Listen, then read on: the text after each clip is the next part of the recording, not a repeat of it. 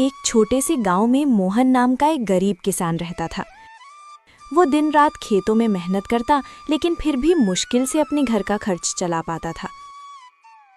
सुबह होते ही वो हल लेकर खेत में लग जाता, पसीने और चिंता के साथ अपनी जिंदगी को जैसे तैसे आगे बढ़ाता रहता। मोहन की पत्नी सरला एक सीधी साधी और समझदार महिला थी, जो हर हाल में घर संभालती थी। उसकी 2 बेटियां थीं।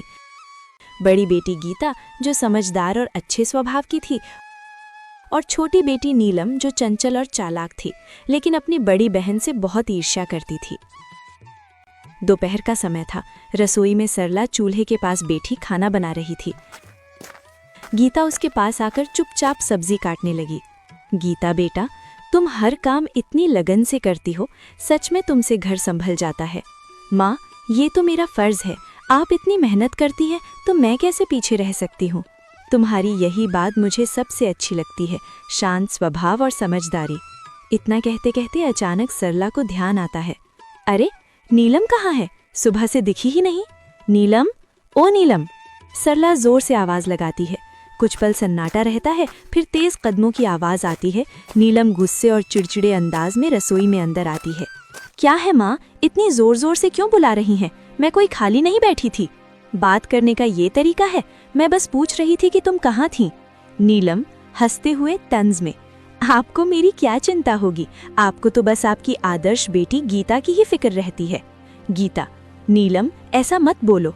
नीलम गुस्से में बीच में काटते हुए, आप चुप ही रहो दीदी, हर वक्त अच्छी बनने का नाटक मत किया करो। सबके सामने सीधी साधी बनती हो और सारी तारीफें भी तुम ही ले जाती हो।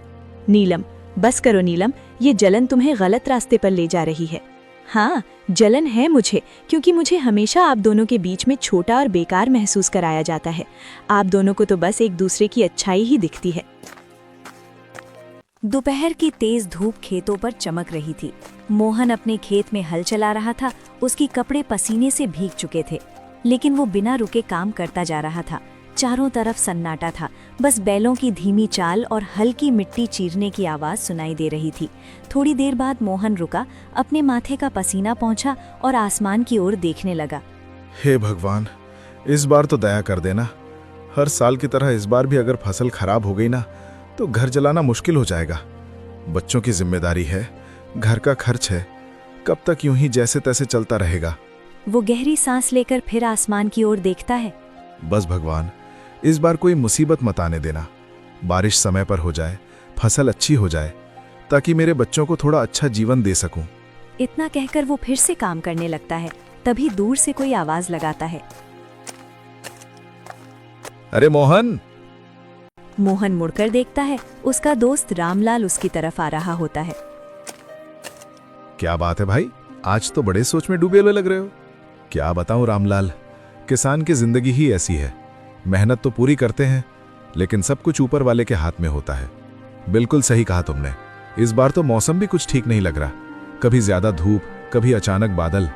हाँ, बस यही डर लगा रहता है। अगर समय पर बारिश नहीं हुई तो सारी मेहनत बेकार चली जाएगी। लेकिन मेहनत करने वालों का साथ भगवान जरूर देता है। देखना, इस बार सब अच्छा होगा। थोड़ा माहौल हल्का होता है, फिर रामलाल मुस्कुराते हुए पूछता है, अच्छा छोड़ो ये सब, बताओ घर पे सब कैसे हैं? भाभी जी और तुम्हारी दोनों बेटियां कैसी हैं? सब ठीक हैं। सरला तो हमेशा की तरह घर संभाल रही है, और मेरी बड़ी बेटी गीता, वो तो बहुत समझदार हो गई है। घर के हर काम में हाथ बटाती है, कभी शिकायत नहीं करती। अरे वाह, ये तो बहुत अच्छी बात है। आजकल ऐसी लड़कियां कहाँ मिलती हैं।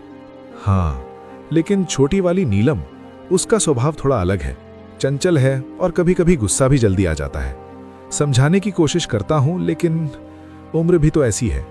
कोई बात नहीं मोहन, धीरे धीरे सब समझ आ जाता है। बच्चे हैं, समय के साथ सीख जाते हैं। बस यही उम्मीद है कि दोनों बेटियां सही रास्ते पर चलें और खुश रहें। बाकी भगवान की मर्जी। दोनों कुछ पल के लिए खेत की तरफ देखते हैं, फसल, मिट्टी और अपने संघर्ष भरे जीवन को। चलो भाई, हिम्मत मत हारना, सब ठीक होगा। हाँ, उम्मीद तो उसी से है।